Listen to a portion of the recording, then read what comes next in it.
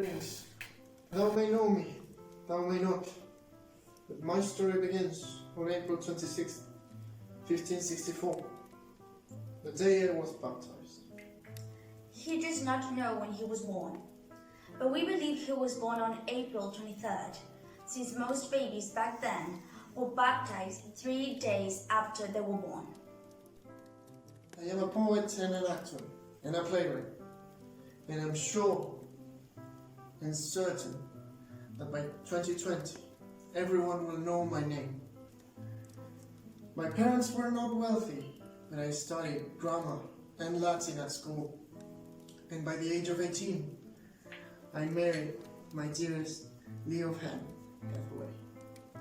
Certainly that it's me. We had 3 children, our lovely Susanna and our marvelous twins Hamnet and Judith. Unfortunately, our Hamnet passed away at a very young age.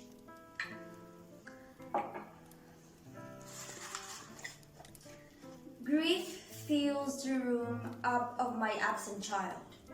Lies in his bed, walks up and down with me, puts on his pretty looks, repeats his words, remembers me of all his gracious parts, stuffs out his vacant garments with his form.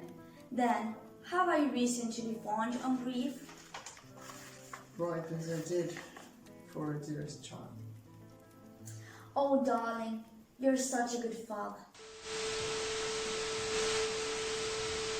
Such a good father?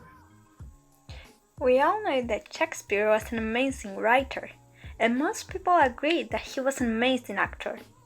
But we don't know his complete story. My name is Daniela Lizama and she is Dianna Cisternas, in another episode of The Unseen and the Unheard. Today we will reveal the other side of William Shakespeare, talking about amazing theories people have speculated during the last years. From his love story with Anne, the mystery of his identity, and where is his skull nowadays?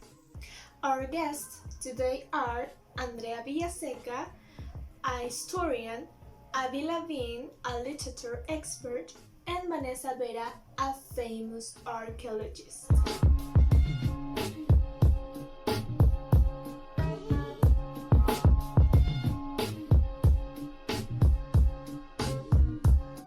Andrea, what can you tell us about Shakespeare? Well, Shakespeare, England's national poet. Some people may agree that he was the greatest dramatist of all times. He has spent most of his life in London, and what is fascinating is that there are no records about what he was doing from the year 1585 to 1592. He was a founding member of the Chamberlain's Men during Elizabethan times, and when King James I was crowned, he offered financial support, so the Chamberlain's Men decided to change their name into the King's Men. With them, Shakespeare used to perform every day in the club. He had a pretty busy lifestyle. He used to rehearse in the morning, act in the afternoons, and write at night.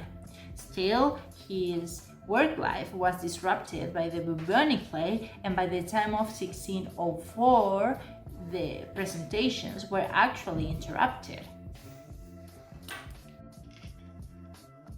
Quite interesting, right? Now, Miss Abby, what about Shakespeare's works? Well, he wrote many famous and well-known works. Actually, he wrote 38 plays and 154 sonnets, in which he included 1,700 new words that he created. Shakespeare's work gives us the opportunity to understand quite better his personality and his life. He married Anne Hathaway, with whom he had 3 children, but then unfortunately one of them, his son, died, and we can perceive his grief in his play Hamlet and King John. My favorite sonnets are the ones about love. However, as far as I'm concerned, while Shakespeare was living in London, he wasn't very close to his family. His wife and his daughters were living in Stanford, so we do not have a clear idea to whom he wrote his love sonnets. not even if his lovers were women or men. An eye more bright than theirs, less false in its rolling, gliding the object whereupon it gazed, a man in hue or hues in his controlling, which still men's eyes and women's souls amazed. That's a very interesting fact. Miss Vanessa, I have heard different crazy things that happened, but we don't know if they're true. May you please tell us your insight in this matter? Well, as you mentioned, there are many theories about Shakespeare's life. Some people even believe he did not exist or that he was a king.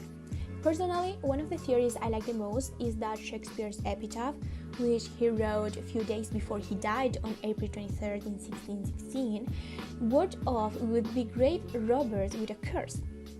Unfortunately, it didn't stop grave robbers, and according to a tale, few people broke into Shakespeare's grave in 1794 and robbed his skull. But until now, there is little evidence to determine whether this tale is true. There is also a theory in which a portrait shows Shakespeare wearing a shiny gold hoop earring in his left ear, and this can only teach us the bohemian lifestyle that Shakespeare may have had, just as many other artists from the time. Thank you, Vanessa, and thanks everyone who has informed us today. We are happy we could have shared a few theories about Shakespeare's life.